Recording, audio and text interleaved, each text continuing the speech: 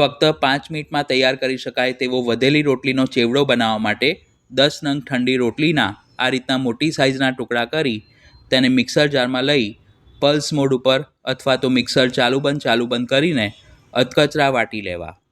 આ જ રીતે તમે વધેલી ભાખરી અને બાજરીના રોટલામાંથી પણ ચેવડો બનાવી શકો છો. હવે પેનમાં 2 ટેબલસ્પૂન તેલ ગરમ કરી તેમાં 5 ચમચી રાઈ અને ચપટી હિંગ ઉમેરીશું. રાઈ ફૂટે એટલે તેમાં 1 ટેબલસ્પૂન કાચા શીંગદાણા અને ફ્લેવર માટે થોડા મીઠા લીમડાના પાન ઉમેરી તેને અડધી મિનિટ માટે ધીમી આંચ પર સાંતળી લેવા.